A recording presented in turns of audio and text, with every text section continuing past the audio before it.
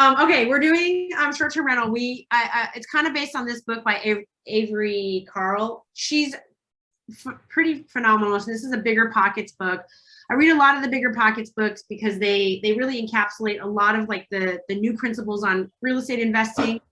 They take a lot of what's going on in the market and really as quickly as possible parlay that into more content, whether it's content on their blogs or content in their podcasts, and then they create a lot of that into books. So Airbnb has kind of been, it was very under the radar between, it's a company that's been around since 2008. They've really taken the market by storm. They've really outdone things like VRBO, and there's FlipKey, and there's a lot of other companies out there that do the same thing, but Airbnb just has a behemoth amount of the content and customers. So content meaning their listings. So Avery Carl, just a little bit about her. She's done an impressive, she has 400 Airbnbs, mostly in and around the Smoky Mountains. And that's mostly in the Carolinas. I have been an Airbnb host myself since 2010. I stopped during the pandemic. And I have over 500 reviews myself. And I'm going to use kind of some of my tips and tricks along the way. But a little bit about me. My name is Shannon Shue. I'm a real estate agent here in the Los Angeles area. I'm in the top 1% of Keller Williams agents. I have joined Gary Keller's top agent mastermind. I own 16 units myself, and I own a self-storage facility that I just recently purchased in February. I'm really big on investing in real estate and using the capital that I do have and putting that right back into more real estate. I love Vietnamese spring rolls. I'm kind of obsessed with them. And my vision for the world is to connect and create vulnerability as we get to know one another and continue to come out of a pandemic. Sam. Shannon, always a pleasure to co-teach with you. I'm Samantha Shue. I just changed companies to a company called Origin Point Mortgage. I'm the VP of Mortgage Lending. Still doing origination of home loans. I'm in the top 5% of loan originators across the country. I have my single family home, and my dream is to go ahead and buy a 2-unit probably in the next year or two. I have 2 kids. I love Belgian waffles, making Belgian waffles and putting everything on top. And my vision for the world is positivity and gratitude. I'm always looking at the silver lining. I read this book along with Shannon, learned a lot of great things, and excited to share this with you guys. Awesome. All right. Do you want to go over the agenda, Sam? You got it. So most of you guys on the call today are agents, but some of you may be investors as well. So we're going to talk about what the definition is of a short-term rental, how to find a short-term rental, how to finance, that's for me, a short-term rental, and then how to manage your whole portfolio. So before we do that, we're just going to go around the room. We always like to know who's in the class with us. And if you can go ahead and say your name, where you work, and what you want to learn today. So Shannon, I'll let you do all the picking. Oh, let's go into the next slide, Sam.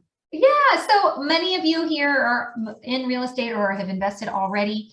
These are the reasons why people buy homes, mostly to create a retirement plan, or in this case for Airbnb, you know, passive income. And then just don't ever forget about the tax benefits of owning. I work with so many first-time home buyers when I'm helping them with financing, and they think, well, for rent, I can pay $3,000 a month. That's a most as I want my mortgage. And they don't realize that you can write off mortgage interest and property taxes. And so let's move on to the next slide, Shannon. So I want to just say a little bit about Avery Carl. I'm pretty impressed with her. She went from a couple Airbnbs in the Smokies. She went 1 cabin to 2 cabins to 3 cabins. Now she syndicates, which means you would just give her $25K or $50K, and then she goes out and buys more Airbnbs. She already has a system for it. You know, some of you are Keller Williams agents. You understand, like, when you systematize, because you've scaled your business so high. You know, her cleaning staff, her booking staff, her property management staff, everything is organized, and she stays inside of the Smoky Mountains. So she's very location specific. She is starting to go into other areas, but she's now she takes that business model and she moves it into other areas. So Florida is another area she is particularly focused on, in some parts of the South, particularly around Louisiana. I read that in her bio. Outside of this, it was not in the book. she has, because she has systematized it, what she's doing is she goes very heavily into how to create a return, how to identify, is that the kind of cabin I want for this area? Is that the kind of property I want for this area? She very, very, very points out very much the importance of location. So, and you will see in the slides, in the kind of the summary of her highlights, how important location is. So yeah, I'm very impressed with her because she's at 400 Airbnbs, and I don't think there are too many people that are much larger than that aren't just like the Marriott, because the Marriott has relationships with Airbnb, and now you're getting into hotels, but that's different than what she has done because she's an individual and she doesn't have that much backing like a hotel does. So yeah,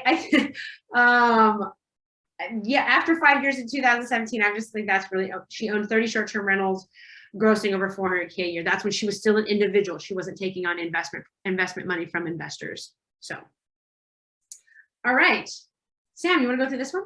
Sure. What is a short-term rental? So it's a vacation rental that is rented out to guests on an overnight basis versus a monthly or annual lease. They usually come fully furnished. It's typically less than a 30-day stay, so you'd have to check your own, city's guidelines as to what's allowed or not. But if it allows less than 30 days, you can do Airbnb. It's typically used for business or personal reasons. Exists mostly in vacation areas, but I'm seeing them more in like business areas too, because people don't have to live near work and maybe only go twice a week or something, or once a week. So they might just use an Airbnb for that. And it really helps you scale your portfolio much faster than doing long-term rentals. Awesome. Yeah. So I'm going to give you guys some tips kind of being in LA. I know some of you are not in LA, but LA is a strict market, but I will go through that in one of the slides.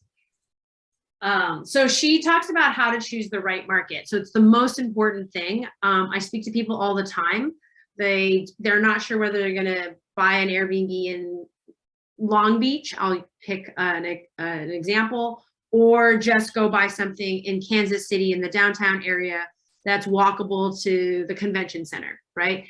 And so clearly people, everyone's thinking, or a beach or a lake, right? So she breaks it into 3 main markets to think about when you sort that in your mind. One is the metro markets, like Long Beach, like Los Angeles, these big markets where you're really appealing to more business people, people that may be a tourist, or they're here for work and play. So they'll come for a convention and then they'll also stick around and enjoy what Los Angeles has to offer, what a big city has to offer.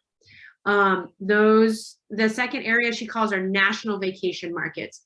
Places like national parks, Hawaii as a whole is considered a national vacation market because people will joke like, I need to go to Hawaii, I need to relax. Orlando, Aspen, these kind of areas that are just well-known vacation spots in the United States. Then she talks about regional vacation areas, things like lakes, ski resorts, state parks, things that are smaller.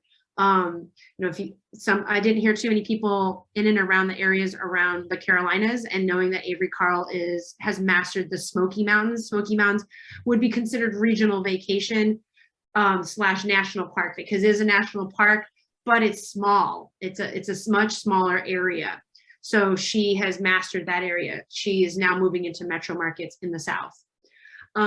Market potential. So because short-term rental has really impeded a lot of rentals, because in Los Angeles, we have a rental shortage. We do not have enough rental on the market. Places like here, we have strict rules. So you can only rent 180 days out of the year. If you live in that home for 180 days out of the year, it doesn't have to be an overlapping 180 days, but you have to prove that you are, quote, a full-time resident of that home. It cannot be a second home. And a duplex, right? Not Inglewood, but in Los Angeles, you have regulation over renting other units in the building, because they think that other unit could be rented to somebody in the city that needs a home long-term. So keep that in mind. Those are called stringent markets to her. Moderate markets are things like Destin, Florida. You might say, what's Destin, Florida like? They just limit how many days of the year you can rent, unless you can prove that you are in certain areas of Destin, Florida. And what you do is you have a little bit of a hybrid. There are some regulations. You have to have a city inspection, maybe annually or every other year.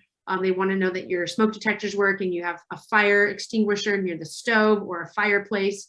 So it's a little bit easier. It's more or less the city oversees you. They might have an additional tax that they take from you or that you just build into Airbnb. But either way, it has some regulation, but for the most part, you have most of the year to yourself. And it can be a second home. You can own 6 of them in Destin, Florida. It's fine. Relaxed markets. So she uses East Tennessee as one of her main examples. A relaxed market here would be like a Big Bear or a Joshua Tree. Because there's no regulation, it was already a vacation market before. A ski town is a really good example. Any ski town, if you think about it, has always had short-term rental. They just weren't online in the 80s and the 90s, even the 2000s.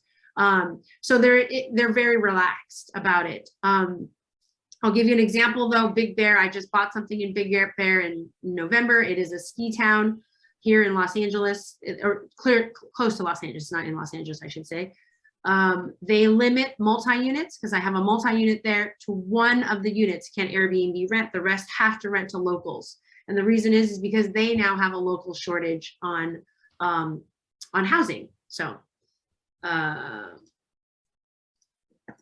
right. So buying, agents, financing, and contract. So one of the things she really emphasizes, and there's a lot of agents on this particular call right now, is that you use a local agent. I used a local agent to buy my Big Bear property, and I could have easily represented myself. I have a real estate license in the state of California, of course. Like, why wouldn't I just keep the commission for myself? Instead, I decided that it was more important, and Avery also says this too. She's like, it's more important for me to have the on the ground, boots on the ground, best location. She's very location driven. She does not want to be, if you're lakeside, but you're on the bad lakeside, don't buy that one, right? And how do you know it's the bad lakeside? You don't, because you need a local agent to share that information with you. And things like, I had a client that I referred to a Big Bear agent, and she said they love the house. She said, don't buy this house. You're too close to the RV park. And this is where all the people that have no way to get housing here live.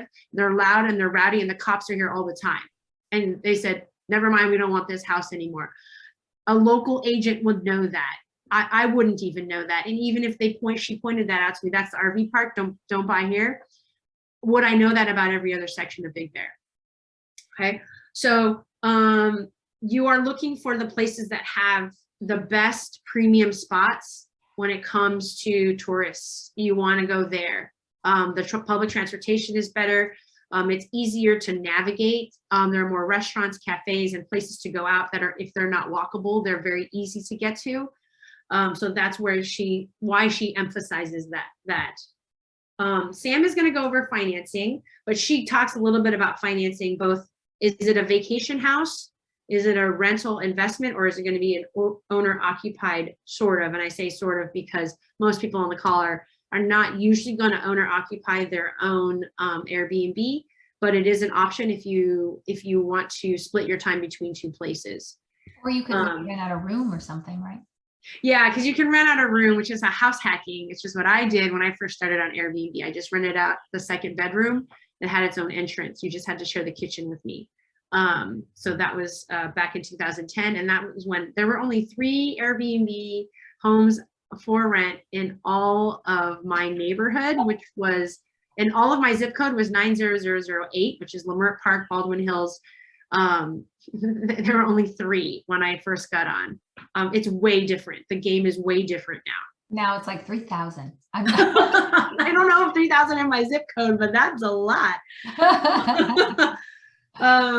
So then she also talks about buying turnkey versus just buying something that you will renovate and furnish. You're going to see 2 examples, one in Big Bear and one in Joshua Tree, that I am going to go over today. And you'll see one is completely turnkey and one is very grandma-like and probably needs a renovation. But it has that old cabin 1984 feel, and maybe there's some charm in that. So then she also talks about buying without seeing a property. I have clients that are like thinking about buying in Florida and they live here. And I say, are you going to see the properties? And then they say, maybe sometimes, right? Then they need to have a very good agent on the ground, because they need to be advised exactly where to go and what they're looking for. They're going to need really a lot of help on the ground.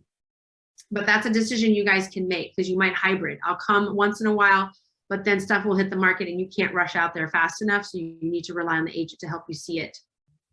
All right. Okay, so I'm going to go through the examples that I have, and feel free to ask questions. I made some assumptions in here, so I'll go through my assumptions. But first, I'll just introduce the properties to you. This is in Joshua Tree. Joshua Tree has the national park next to it called Joshua Tree National Park. This particular property is very close to the west entrance to the national park. It is also south of the main highway. So the highway bisects Joshua Tree. Most people like to be south of it because you're closer to the national park, and it's considered the nicer section of Joshua Tree. North of that, it's still nice. It's just a little bit different. The lots get much larger. They're 5-acre lots, 2.5-acre lots. When you're south of the highway, you are typically in smaller lots, something like 10,000, 15,000, 20,000 square foot lots. I have camped a ton as a child in Joshua Tree, so I know Joshua Tree pretty well. We did not Airbnb when I was a little kid. They didn't have that. So we were in tents and campers. Right now, for this particular property, it's a 2-bed, 1-bath. As you can see, it's done very nicely inside. Its asking price is $500,000. I see a lot of properties in Joshua Tree. This home was just purchased by someone who flipped it before them for $235,000 in May of last year. So it's been 1 year. They're May 2022.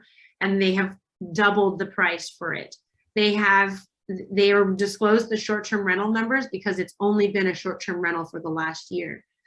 The flipper that sold it to them for $235 bought it for $113 a year before them. So even that was during the pandemic. So it was like April 2020, they closed, they flipped it, they resold it on.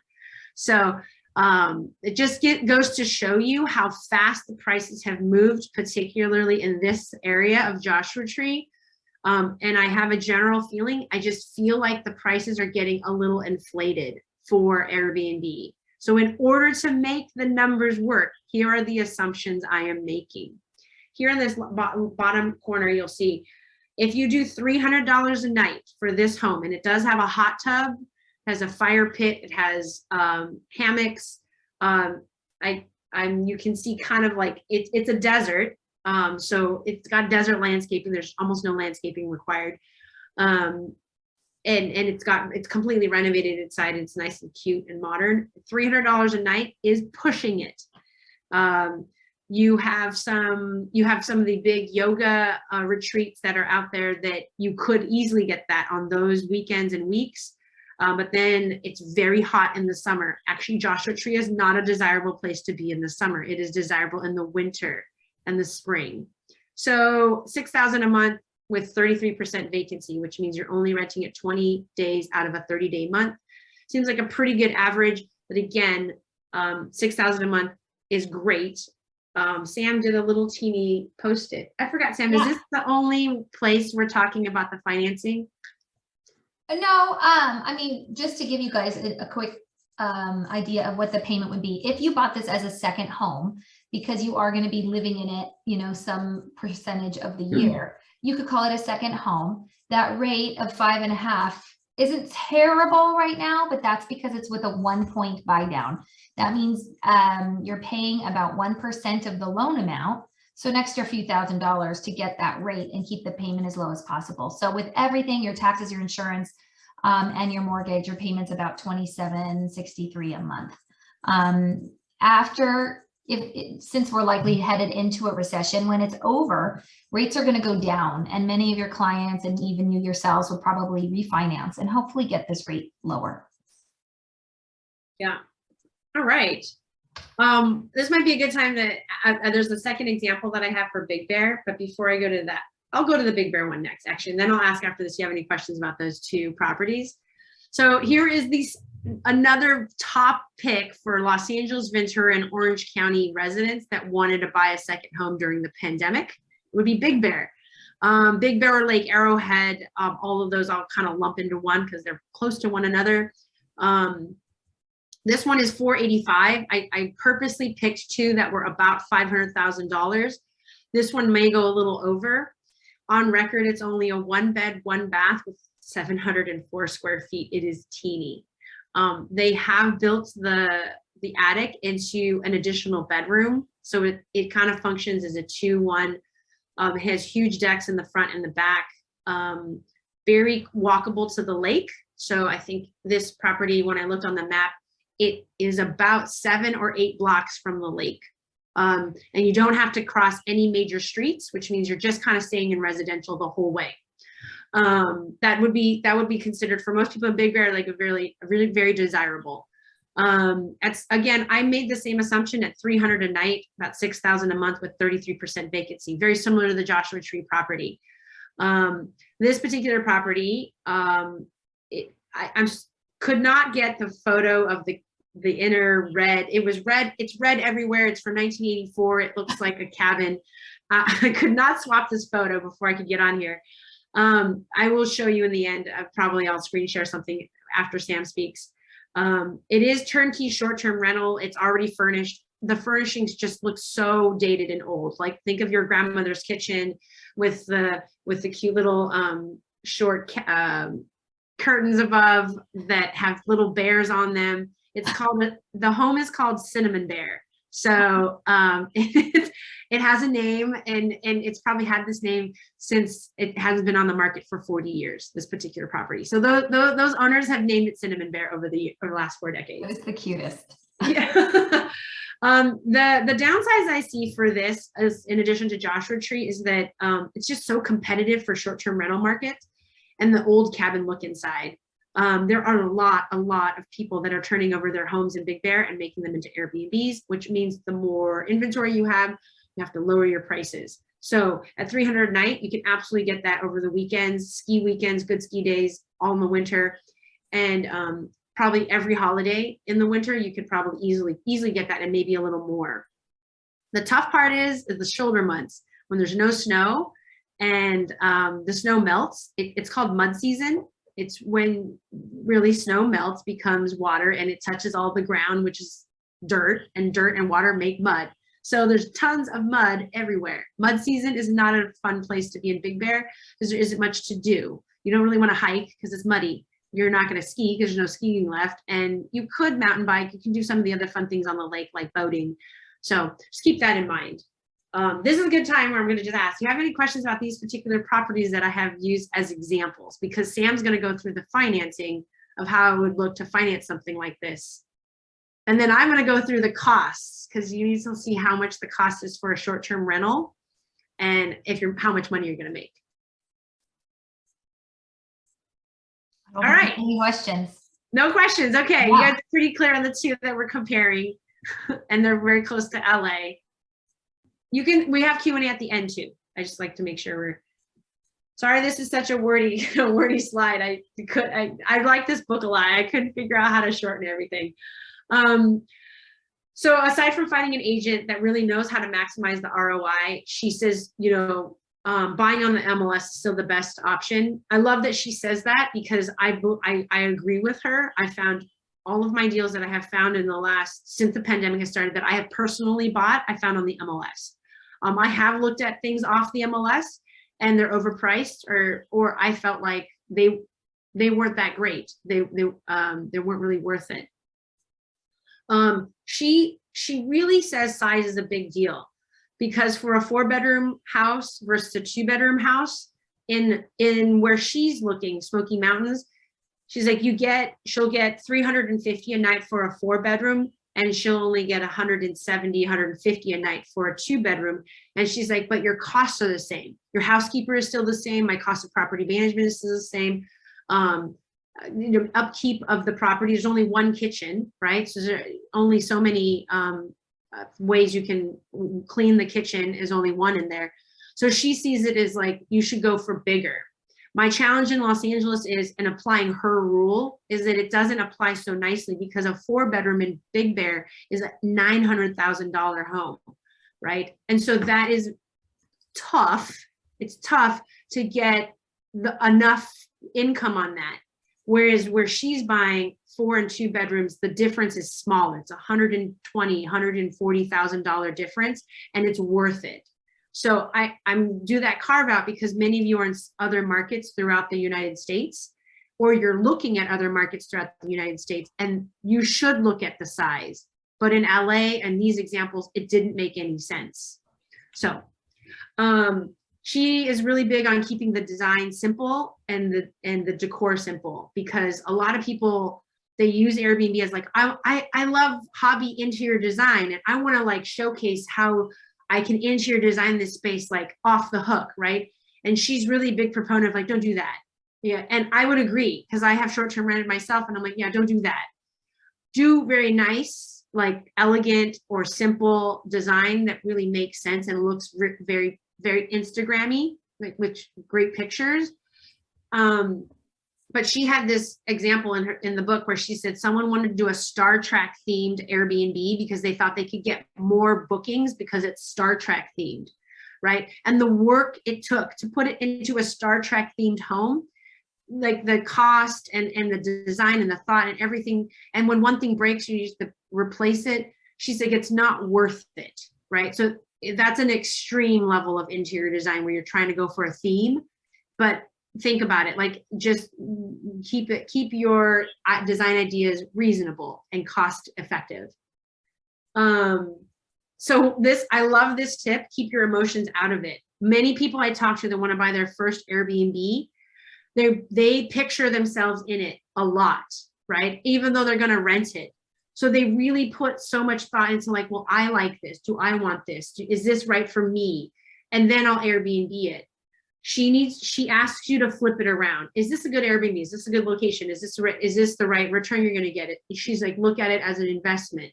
And I do that with all of my investments and my Airbnbs now. I really implore you, and as many of you agents are working with people that want to buy Airbnbs, look at it from an investment standpoint. When your clients get too emotional about the buy, I don't know if their returns are going to be as exciting. Right. And that's a numbers thing, right? And I do the numbers for my clients on Airbnbs, but think very thoughtfully about whether it's going to make sense. Okay.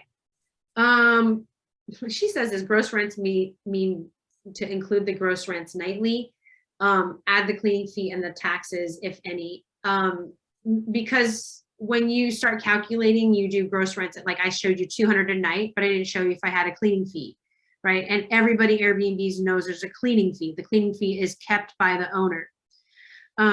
So I don't add that in, but she says you should add that in because it is money to you. Even if you charge $100 a night, $100 for a housekeeping fee, but the housekeeper's only $75, that's $25 that you get that's your net. Right. So, but for sake of quick examples for this presentation, I didn't include it. So I'm going to quickly go through this. This is the cash on cash return. Ideally, she wants you to be above 20%. So cash on cash, if I put $1 in, I need to get 20 cents back on the purchase. So $1 in to buy, pay for everything, the mortgage, the housekeeper, the furnishings, and I need to get 20 cents back. She says a 40% and plus return is amazing. My experience in Airbnb as an early host, I was doing easily 50-55% return on cash return. It was unbelievable. It's like shooting fish in a barrel. I could rent very easily. There wasn't a lot of competition in Los Angeles. I felt that way until about 2016. 2016, somehow the critical mass in LA hit, and there was no regulation. Regulation came in Los Angeles in 2018. So I went from 55 to like 35%. I still thought it was great. I was like, wow, still, I feel like I'm making money on money. Nowadays, I feel like we're closer to somewhere between 20 and 30 in LA. It depends on lots of different factors, but you only have 180 days to rent. So if you take that into account, it actually shortens your cash flow even more. But if you, of those 180 days, if you can do 25 to 30%, it's a great day. That's partially reason why I have stepped out of the LA Airbnb market. I just don't think the returns are as exciting. I use this example here, but I want Sam to go through examples of on returns. But those two examples I gave you, a Big Bear and a Joshua Tree at $500,000 purchase, at 20% down, you're grossing $72,000 a year, minus all expenses. Your only cash on cash return is $12K after you put that $100K in. So that's only a 12% cash on cash return, and that would not meet. That does not meet Avery's 20% is a good deal. So I say that to not discourage you from buying, but that just be careful how much you are putting in. Loan rates have gone up and other things have come into play. All right. And okay. Well, thanks, Shannon. Always learning from you. So thank you. So what Avery mentions, and I talk about this all day long with your buyers who you refer to me all the time, is there's different types of financing, right? So you could do the conventional route, which is more what we call like traditional vanilla loan, right? If you're a business owner and you don't show all of your income on your tax returns, and you're not going to do the conventional traditional program, you're going to go with a special program. And special in my world means higher rate. Rates right now are already higher. As you could see on that second home, it was around 5.5 with a 1-point cost. And that means you're paying an extra 1% of closing costs to get that rate. Without paying the 1 point, the rate on these homes would be about 6.3%. which really blows your return, right? Your payment is now even a little bit more and you're making a little bit less. There are programs where you could just show your bank statements for the last 12 months or 24 months and qualify for a mortgage, even on a second home or an investment property. Second homes means that, I mean, everybody knows what a second home is, right? I'd love a second home in Hawaii, but what that means for the lender is I'm going to look at, from an underwriting standpoint, I'm going to look at how much my primary residence costs plus how much the second home costs. And I can't include any Airbnb income to offset the cost of that second home. So my entire income has to be able to account for my own mortgage payment for my primary residence, any debt I might have for car payments or student loans, and then the new house. So not everyone qualifies for a second home. Typically for a second home, you need about 10% down. You can go, can you go back a little bit? Sorry. Okay. And it's for a single family or a condo. So you couldn't use a second home loan to buy a duplex. If you found, like Shannon found a duplex in Big Bear, she had to buy that as an investment property. And typically a second home for an underwriter means that you're buying it in a vacation area. So if you already own a property in Inglewood and you want to buy a second home to use for Airbnb between you and me, right? And you want to buy it in somewhere in downtown LA, it's not going to make sense to an underwriter. It has to be in an area where it would be a vacation. So if you, let's say your primary residence is in Florida and you wanted to buy a second home in downtown LA, great, that makes sense. You have a second home in California, you can qualify for the mortgage for both without any rental income to help you qualify. If you need rental income to qualify, we're going to call it an investment property for the loan. So then we could take whatever we would expect it to rent out for an annual lease. It can't be considered for Airbnb. So I don't know, those homes in Joshua Tree may rent out for, I don't know, Shannon, what you think for per month, maybe two. The example that I gave, I think that would rent for about $2,400. Okay, so it's about right, 2,500, 2,400. Okay, so we would take that amount, 75% of that, and use that towards your total income, along with whatever you do for work for your employment to help you qualify for this investment property. Investment properties have much higher interest rates than in a second home. So those rates are going to be in the 6s with points. You have to put at least 15% down. That's going to have a lot more points. But if you could, I would recommend you putting 25% down on your investment property. But you can also do units, 3 to 4 units, 2 to 4 units, whatever you want. Jed, do you have a quick question? If you do, you can go ahead and unmute yourself. Otherwise, we'll take it at the end. Yeah, a quick question. Just so, is there an amount, like, or I'm sorry, a distance that's for the second home? Like, is it like, so for example, like, if you live in LA, but Palm Springs could be considered second home, but that's only like 100 miles away. There's no distance. I mean, the Fannie Mae, Freddie Mac guidelines and most investor guidelines don't have a requirement on distance. But for example, you may have heard that come up. If you own an FHA, if you own a property that has an FHA loan on it, your next house has to be at least 100 miles away, whether it's an investment or a new primary residence or whatever. But otherwise, there isn't a requirement for amount of miles. So you could own a house in Santa Monica and a second home in Malibu. If it's like maybe your place in Santa Monica is not by the ocean, you know, it would probably make sense. I want to have some time by the beach. So it doesn't necessarily need to be a certain mileage, but good question. Shannon, can you go to the next slide? Okay, so there's different financing strategies, right? You can go ahead and invest with Avery Carl, our author here, and to give her 25 or 50,000, you would get some sort of return on that. There's other types of like REITs and things like that you could put money into and then get a small return back. You could also do the BRRRR strategy, and Shannon and I did a book club on this earlier in the year, or maybe it was last year, which means buy, rehab, rent, repeat. And it's not always easy to do in the LA area, but in other areas it could be where you purchase a home, you might move into it as your primary residence. Maybe you're super handy and you fix it up over that year or two. Then you hold that house, you rent it out, and then you take the cash out of it because you put so much equity into it. And over the years, it's appreciated. So then you pull a couple $100,000 of cash out and you go use that as a down payment on the next house. So that's a strategy that the author mentioned. And then finally, anytime you're making an offer to a seller and you're a financed buyer, you always want to make sure, and you tell your buyers this as well, that rate to the buyer is what all buyers look at, right? They're thinking, I just have to get the best rate, right? I'm going to shop and shop and shop until I drop to get the best rate. But it's not necessarily about that. If you could go back, Shannon. It's about having the best terms for the seller so that you can say to the seller, I'm as close to cash as I can. So when you do that, you're writing in your offer, maybe a 15-day closing, which I could do at Origin Point. You can do no contingencies for loan or appraisal. Maybe you do a really short one or just do the inspection, but you want to close as fast as a cash buyer can close. I think Matt on our call when we first opened on our class was saying that like most properties, maybe it was Vincent, most properties in Palm Springs are all cash. And so if you're financed, you have to be able to compete with that. And the seller might not even look at your offer if you're financed, but if you can do upfront underwriting, if you can close fast, all of those things will really help you get the offer accepted.